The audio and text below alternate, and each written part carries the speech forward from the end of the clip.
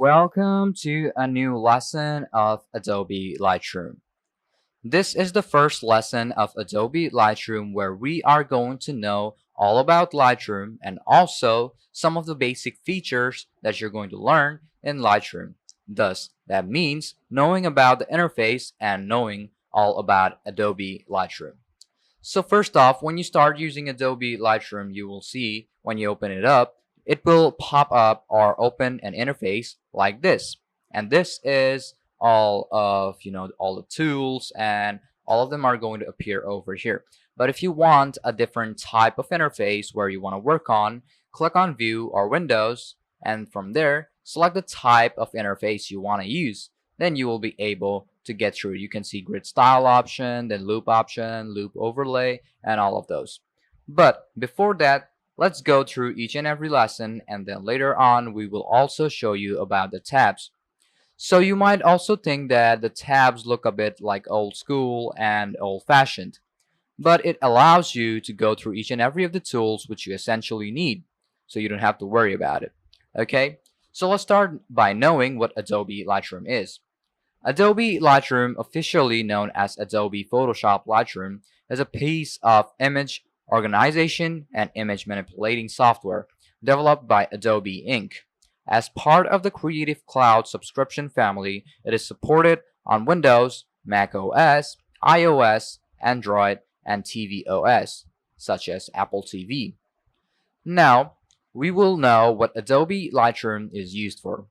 One of the Lightroom's most important feature is image management. Many photographers begin the editing process with Lightroom because it excels at handling large amounts of photos so you can get more work done more quickly. You can effectively organize, manage, and find photos in library-like catalogs such as this. You can see all of them are over here. Attributes, text. You can organize them however you want.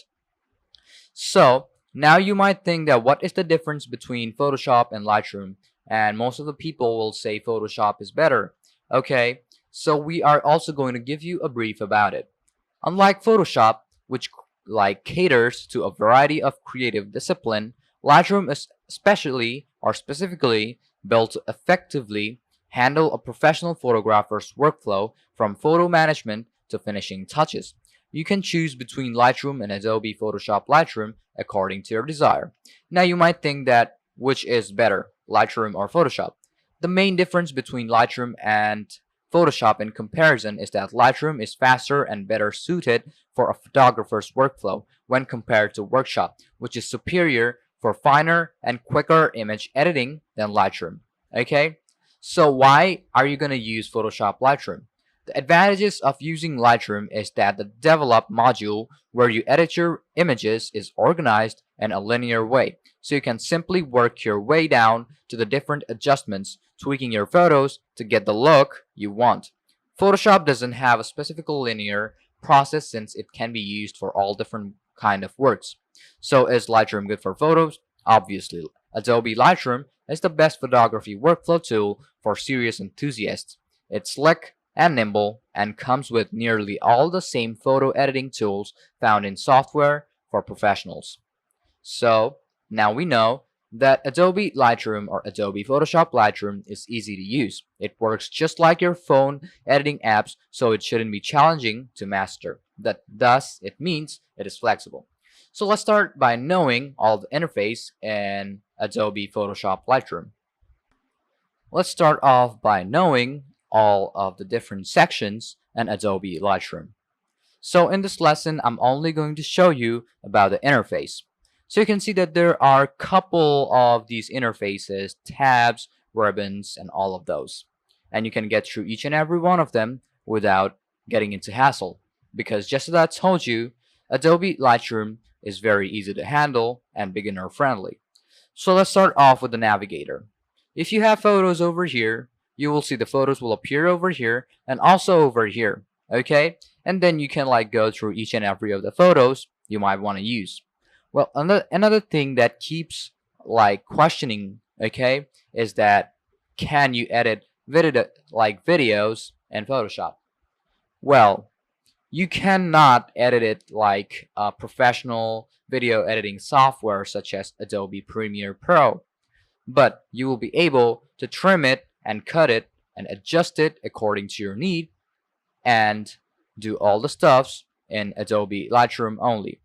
But if you want to do it more complex till the finishing touches, then Adobe Lightroom is not for video editing. Okay, so just as I told you that you can like do all of the stuffs about photos, and as it is a photo manipulating software, you can do all the stuffs about image management, organizing, and giving it slight tweaks.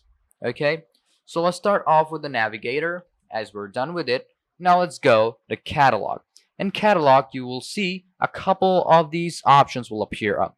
If you want to see all the photos in your PC, just click on all photos, then all the photos will appear over here. Then if you want all synced in photographs, just click on all synced in photographs. That's like very simple, right?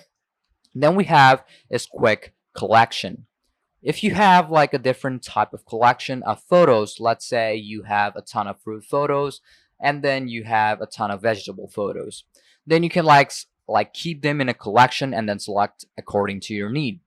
So this is also quite similar to highlighting your file or highlighting your photos. Okay, now you know how you can use this catalog.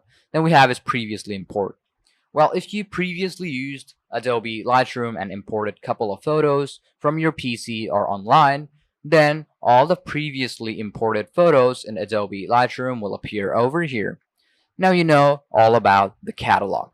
As we're done, I'm going to reduce the size so I can go to folders.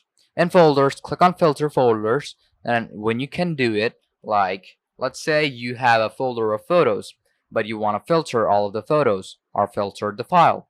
If you want to do that, what you're going to do is type the name which you want to save it as. Okay, it's also similar to highlighting your file so that you can easily find it. So now you know all about the folders too. Right beside it, you can also see that there is a create new file or create new folder option. If you click on it, you will be able to add in a folder, then root folder display, folder name only, path from volume, folder and path, and show photos and subfolders. Okay, you can do whichever one you want according to your need. Let's say for the first one, I'm going to type in LRT, hit on enter, and then if I add in photos, that those photos will appear up in this folder because I filtered that folder. Okay, then we have is collection. You can use smart collections such as this. You can increase the size, then you will see a couple of these options will appear over here, such as recently modified 5 stars colored red. Now I'm going to give you a brief about them too.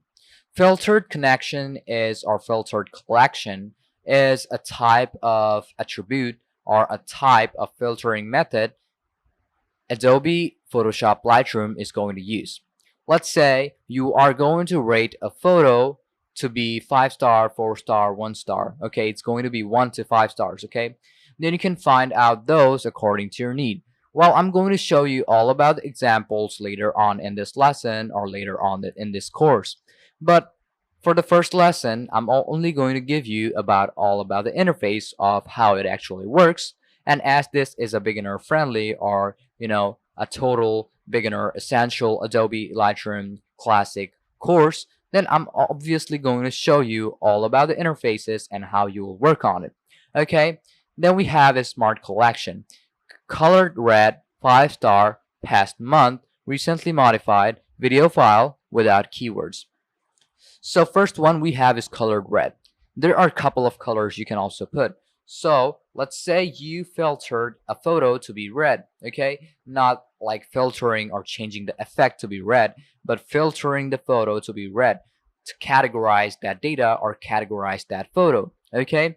Then let's say if you categorize that photo to be red, then you can find it on color red. If you categorize it to be 5 stars, then you will find the 5 stars photos over here.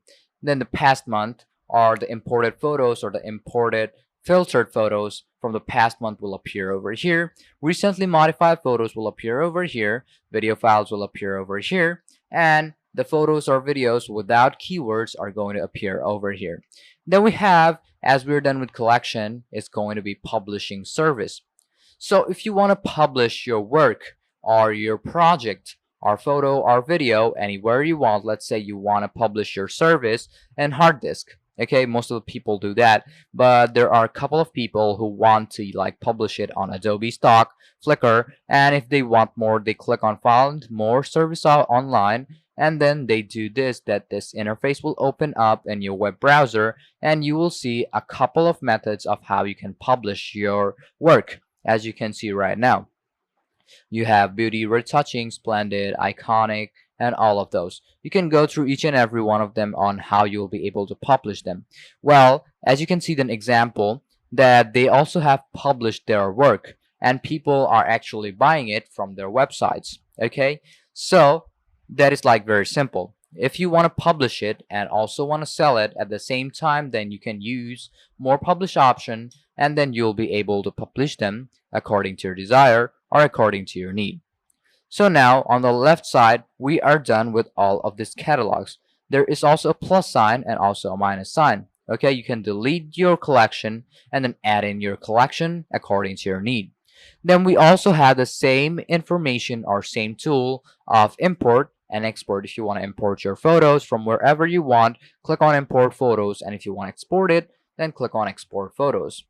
Then let's go to the library filters. Well, all of the photos are going to appear over here, and you can use metadata, attributes, and text over here and categorize your photos or videos according to your need. Okay? So first off, it's going to be text.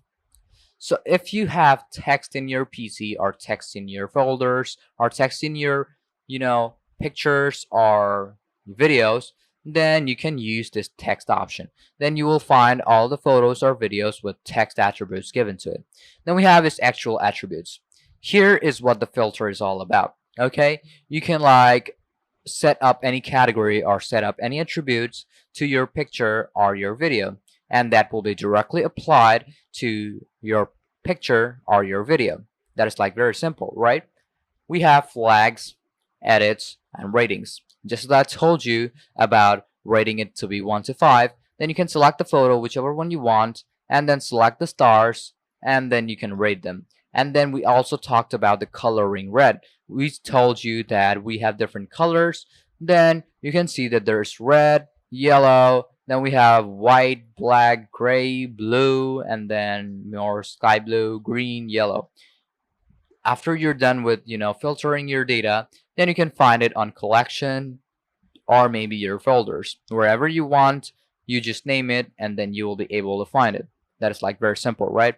Now let's go to metadata.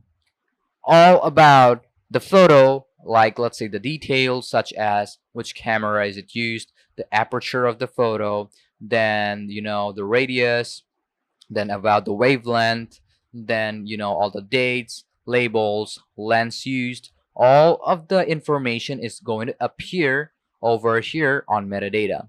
Okay, well, let me give you a short brief about what metadata is.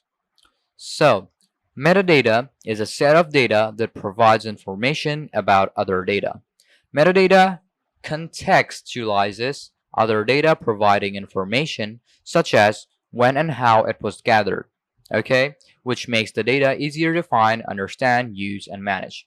So as Adobe Lightroom is a photo manipulating software and a really good software for photographers to organize them and give it final touches or tweaks, okay, so metadata is like very important. They can select whichever photo was selected on or like clicked on a specific lens, then on a specific camera, specific date, or specific label. Okay, so Adobe Lightroom has all of the information and all of the tools to categorize that data for you and organize it for you very simply. Now let's go to none. If you click on none, you will see nothing will appear over here and all of your photos will directly be visible over here. So you don't have to worry about much in Adobe Lightroom and take much hassle on organizing your data, because organizing your data in Adobe Lightroom is like very simple and not that challenging. So you don't have to worry about it. Then we also have this option of filter off and on, camera info, default columns, and all of those. Select the ones which you actually need and then you will find out your photos according to your selected items or selected options. Now, let's go to the tabs over here are also ribbons. We have library, develop, the map, book, then slideshow, print, and web. So let's start off with the library, okay? Or we can also use this for a later purpose, such as showing you the develop, the develop tool or the develop ribbon in the next lesson. So you will be able to get all of what I'm saying in this lesson. So let's start off with the library. In the library, you will find a couple of tools on the right side, such as histogram, quick develop, keywording, key list, and metadata. And later we have comments, and then we also have the same options of rating your content or rating your photos and videos. And then at the bottom is this section where you can like edit in your data, and also if you want to see more of these options, you can like hide it and edit your photos or videos more simply. Let's say you have a ton of photos over here, then you can edit it or organize it according to your desire. Then we also have double panel. If you want to go to the second panel, just go to second panel. If you don't want to use the second panel, just click on it again and it will disappear. Then we have is categorizing according to squares, then left and right, then the collection, then the photos. Then we also have grid view, then we have loop view, which is already on. Then we have XY, compare X and Y. Then we have a survey view. You can also turn it on by N, clicking on N, which is a shortcut key. Then we have is people. Well, I'm also going to show you all of the examples of all of the tools. So I'm going to skip all the examples right now so that I can show it to you with examples later on in this course. Okay, then we have is painter. If you want to paint your photo or video, you can use this tool. Then we have is sort direction, which is also a type of filtering your data. You can sort it from A to Z or 1 to, increasing or decreasing according to your desire. You can see it according to your desire, Z to A, and everything will be done by Adobe Lightroom. Then we also have capture time. You can also select whichever one you want according to your desire, and then you will find out that the specific type of files which you are searching for will appear over here. So we are done with all the interface on the left side and at the bottom. Now let's go to histogram. Well, the wavelength of each and every photos and videos is going to appear over here. Okay, you can like use curves to like change the values and change the histogram of it. But in just short brief, the wavelength of the photo will appear over in histogram. So we are done with histogram. Then we have is quick develop. In the quick develop tool, there are a couple of these tools which you can use, such as saved preset, white balance, tone control of exposure, clarity, and vibrance. And if you don't want any of those, you want to go back to the default self, you also have the reset option over here. Well, it's grayed out right now, but I'm also going to show you each and every of the features later on in this course. Then we have is keywording.